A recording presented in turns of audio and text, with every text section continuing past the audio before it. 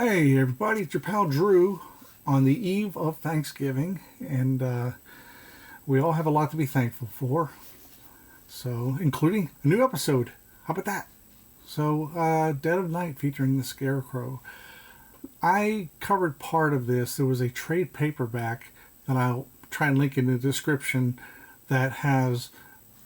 There was a thick trade paperback called Lords of Fear. It included Scarecrow and Mephisto and Nightmare and just all these creepy characters, and it's pretty neat. So anyway, I picked this up for like $2, I think. No, it was $5, but it's a really nice shape and beautiful cover by Gil Kane and Bernie friggin' Wrightson. Yeah, baby. Wow. I love when you like find random Wrightson in the wild. So it's so funny. It's issue 11, okay? I don't have the previous issues. Actually, no, I have issue 1. But first appearance of Scarecrow, already all new. Marveldom's #1 shock star. I love it. Nobody can probably like Marvel, and that's fine. You know, I dig it. But that's like kind of like Dracula said. You know, the Dracula's comic had the headline #1 horror comic, and it was because by that time, I mean, DC really pulled back on all their fright, scary books. Oh, so scary.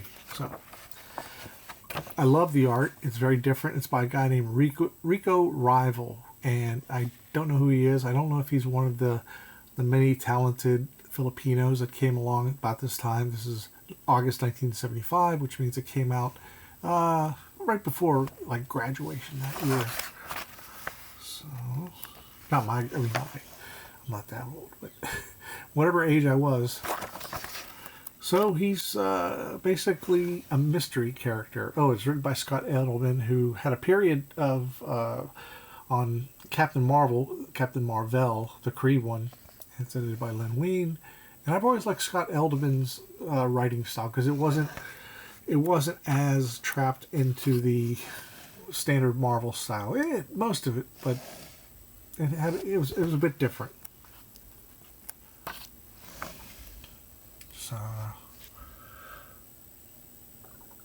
So Rico's penciling and inking himself.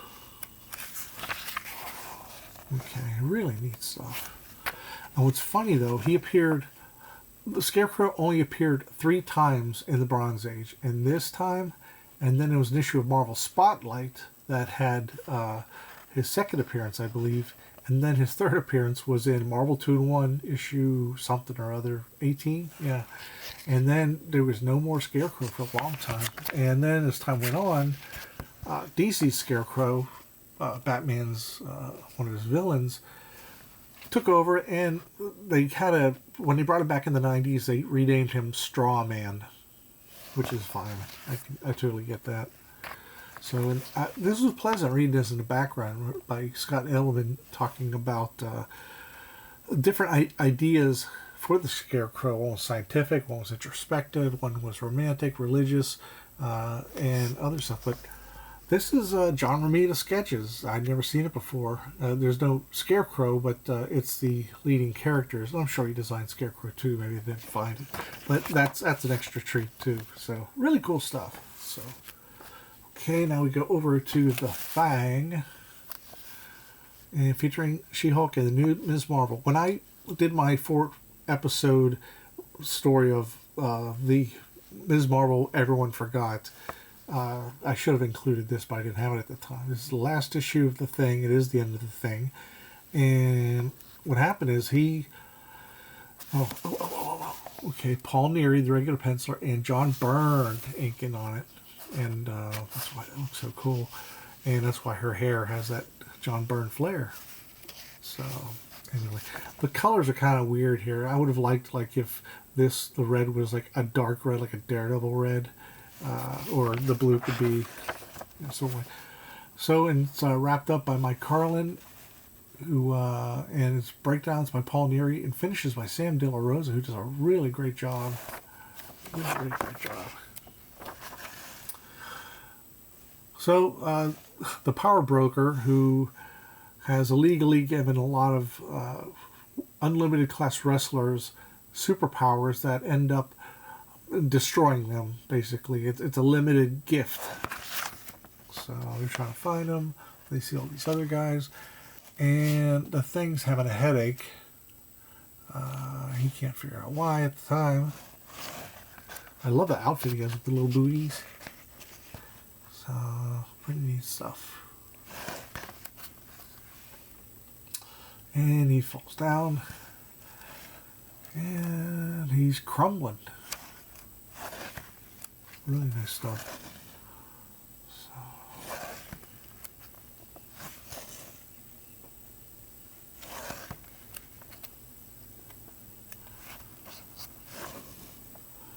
And boy, do I love that texture. That's kind of like a Terry Austin texture. I'm trying to think what he did. What happened? He saw We Dare Not Miss both Ben Grimm and his friend Dennis Dunphy in the room. They have very abnormal metabolisms. So he's in agony.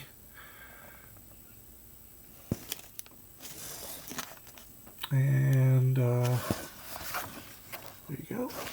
So there's a little bit of confusion between Ms. Marvel and She-Hulk. I like that. She backs up and sends her a sailing. Nice tree texture, Sam, whatever. And here's the thing, at the very end of the story, the Thing sneaks away. He wants to be all alone. For the exciting epilogue of this issue, be sure to see West Coast Avengers on sale soon. What was cool was, for a few issues prior on West Coast Avengers, the Thing showed up in the West Coast, and Hawkeye was like crazy about getting him on the team. This will be great, and I even thought it'd be great. But there was a character named Firebird who was she was a Latina woman who she had fire powers, kind of like Firestar. And anyway, what happened is Hawkeye kept blowing her off because supposedly, Captain America limited the team amount to 6, like back in 1980 or so. So Hawkeye thought it was still the same, and then later on, the Wasp had to correct him and say, no, we got rid of that a while ago. So they could have had the Thing and Firebird, but he shows up in issue 10 in the shadows saying, I can't go with you, I need to go away. So it was a real teaser that they were going to have the Thing in the... But, it was well done. It was well done. So, Avengers... I don't know how I missed this issue. Versus the UFOs. Oh, UFOs. This is... it's got to be Paul Ryan. No? Or is it Kieron Dwyer? He sort of has a signature like that. But it's inked by Tom Palmer. Make no mistake. And it's Danny Fingeroth is doing the writing. Previously, Walt Simonson had done it for a short stint. Rich Buckler comes back, and Tom Palmer does the finishes. Wow. That is nuts. I've inked stuff like that before, and it's crazy. So they run into this one kid on Ellis Island, and look at that. That is not a photo stat. That is hand-drawn. I've had days like that where I'll wake up in the morning. Let me hold it steady. I would wake up in the morning, and the first thing I would do would be these things, because all you have to do is get, a rapidograph pen and your straight edge, and just trace very tiny, tiny, tiny. So they're looking at Ellis Island, and this one kid, he's embittered. He's a Native American, and he says this place should be called the Museum of Theft. And they're trying to work out things not vocally. They're having an argument, but not like in the crazed, wild way, like where someone would be shot, there'd be all these speed lines behind someone yelling at somebody else. The kid takes off, and here comes Puma from Tom DeFalco and Ron Frenz's run on Spider-Man. Really great character. And he's a Native American. So the Avengers don't know why the Puma wants this kid. I like that toss. And too. Gilgamesh is on the team, who I really don't like. He's supposed to be like the example of all the gods in the world, like the one. I don't know. He has a little bit of everything, and I never fully understood him. And I always called him Gilgamesh, the forgettable one, even though he's called the forgotten one. So, and he's just a strong guy right here, and he's deadly dull. Deadly, which is why he didn't stay that long. So the kid wants nothing to do with Puma, and the Puma wants to help him out. But here comes... He has throes of energy, the likes of which I've never seen. What's happening to me? And the coruscating energy flows from him, coalesces into a shivering oval, and expands, becomes a whole space. I like the word coruscating and coalescing. That's a great line Danny Fingeroth put in there. I think I hear voices in there. It's kind of a boom tube. Here comes out of the boom tube. The UFOs are back. Yeah, baby. Love those guys. And they just kick ass. So they give you a little background here. You know, try to duplicate the Fantastic Four's powers. And they end up eventually on the Crossroads, which was a year where the Hulk was stuck in some subspace place. And they eventually got back together somehow. And X-Ray, he zaps people. They don't quite explain why he gets zapped. Here's a major flaw, okay?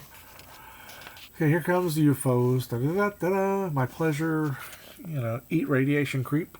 So the Avengers are at a disadvantage, and I must not be swayed. Hang in there, Avengers.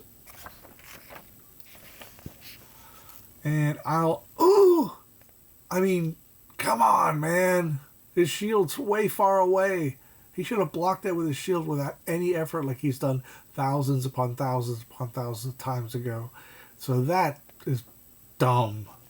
Sorry. I'm sorry, Danny, and I'm sorry, Rich Buckler, but, you know, it just wasn't, you know, it was goofy. It really stood out to me, too. It wasn't like Cap was beaten up or anything. And even if he was beaten up, he would still protect himself with his shield. So, but it's still a fun issue. So, and then, I love this one. Ironclad is trying to run away, but Cap trips him up. And I say trip me, big deal. I'm still strong enough to... No, you're not. And it turns out that's Gilgamesh. So, allow me to take him, or I'll fight you to the death.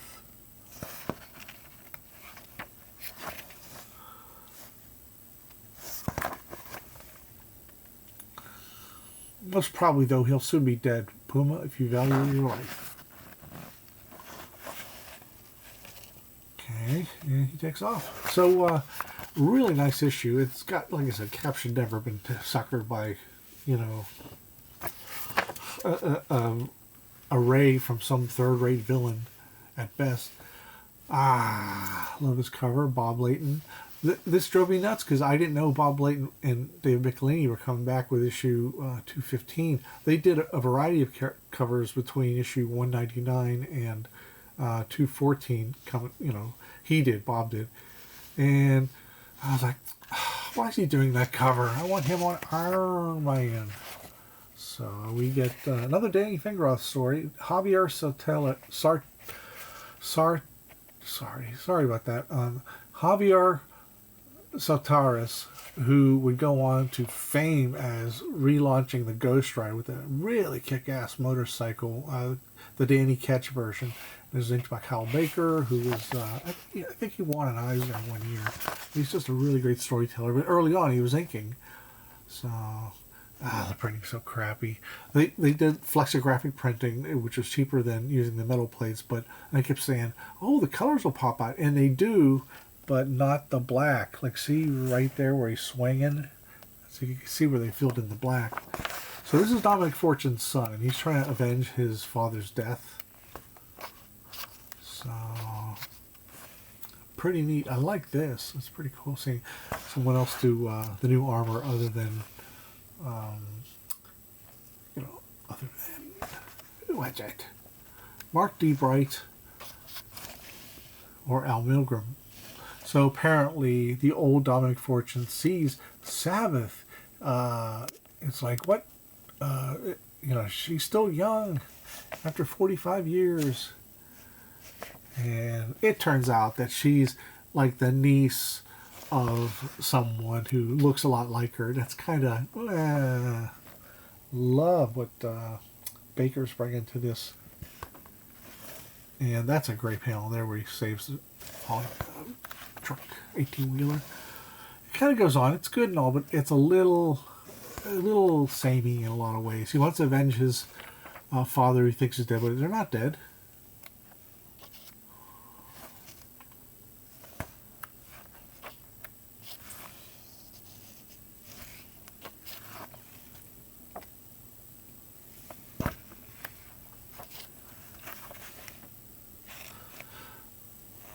So it turns out the son gets shot.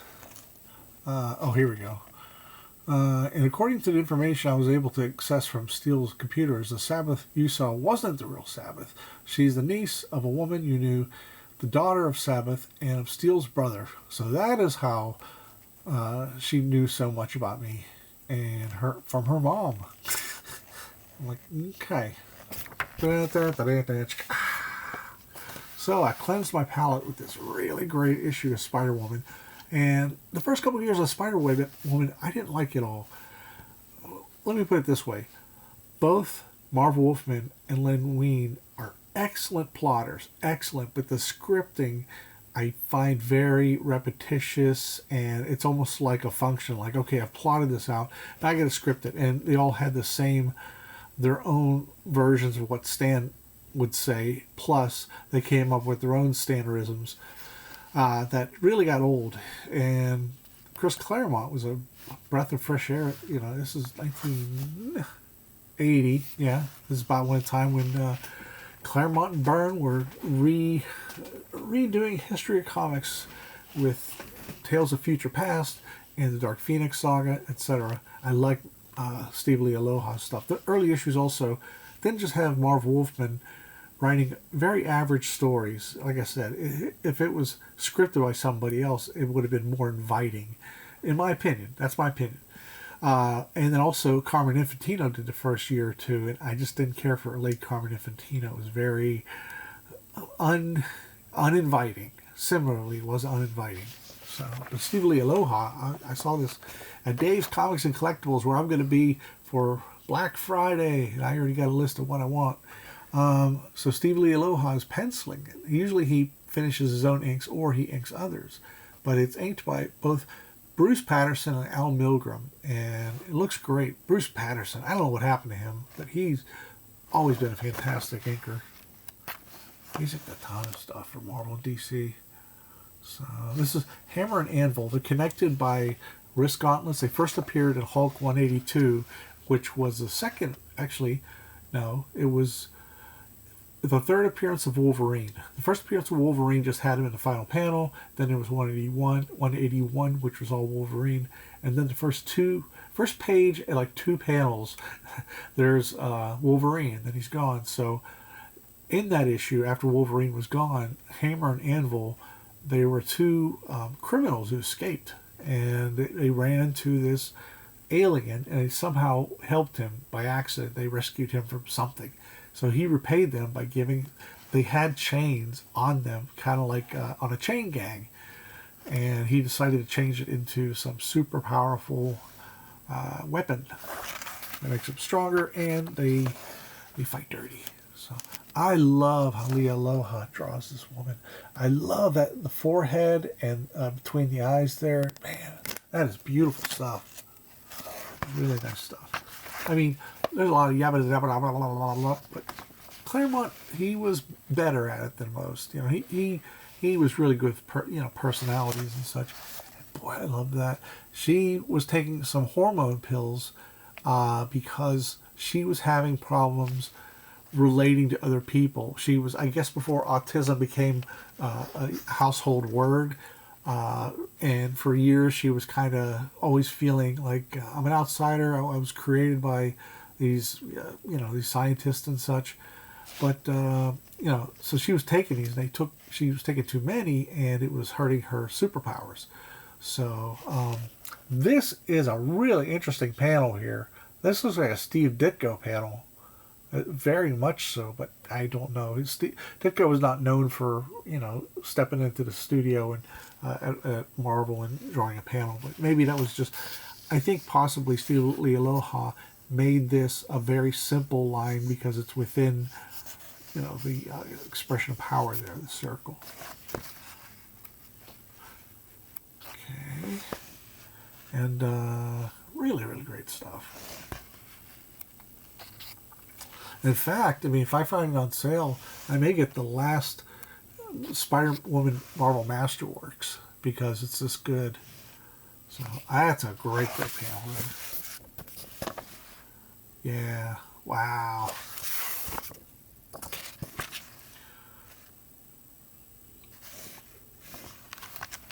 Yeah, she says, okay, if I wanted proof for my theory that the pheromone pills are what have been weakening me, I'm getting it with a vengeance.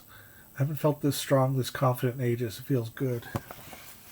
And by the way, I'm not excusing autism needing medicinal help if it's in the extremes. There's, pretty much everybody on Earth has some form of autism, even real tiny or, ones who can't communicate and which they need help. If not medicine, it could be guidance of sorts.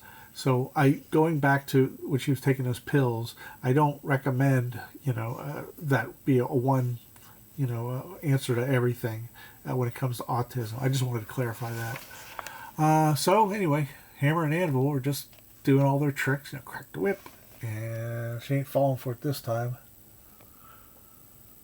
There's one of the mandroids created by Neil Adams during the Kree-Skrull War, and they were used also in Iron Man, the Bob Layton, David McLeany era. So this is the mother of the woman who had spoken to Spider-Woman earlier in the issue. And she's old, but she's feisty. She can kick ass if she has to. I love that. Those are glider wings, and I wish they'd just say she could fly, because there's some stuff with glider wings she should be able to do. Like, for example, hold someone while she's aloft. That would be like me using a glider and, flying over the Grand Canyon, but I was holding someone underneath me. It would be a real, I don't know. But it's comics, This is 1980. Shocked me. She shocks him. That's in the tribute to late Ace Frehley. So I love this. Takes it down. Love that. Love that. And I love the woman's features because they're unique. Most comic artists have two faces. For both men and women. They have the young person and the old person. And she doesn't look like your average old person. She might have been, who knows, inspired by a person that Steve Lee Aloha knew. And I love that face on Spider-Woman there. And I like the hair dangling in front. Really nifty. So, there's that. There's another Twinkies ad. This looks to me like a Don Perlin ad or an Al Milgrom ad. I can't tell. If it is Milgrom, he's not naked himself. So, this is like towards the end when they start getting very average. She's on the beach with her roommate. And here comes Angar the Screamer, who first appeared, I think, in Daredevil 103. And he still dresses like a hippie for many, many decades. And he has his ability, when he screams, he gives everybody a psychedelic trip and drives people mad. So that's his superpower. And anyway, Captain Universe. What's weird about, one thing about Ditko that I thought was, I look back on it now, I really didn't care for his stuff at the time. I'm appreciating more, but I don't really like him inking himself with a brush, because at this point it's very ham-handed. Now, he's done his solo stuff that is where he's done like Mr. A, and a lot of his stories where he talks about Ayn Rand or objectivism, and the penciling and inking is so much tighter and so much better that I kind of wish he'd have used a pen on some of this stuff. But that's it. That's it. I hope you like the comics I picked today. All right, everybody. Have a great Thanksgiving to one and all. And I'll be around. Bye.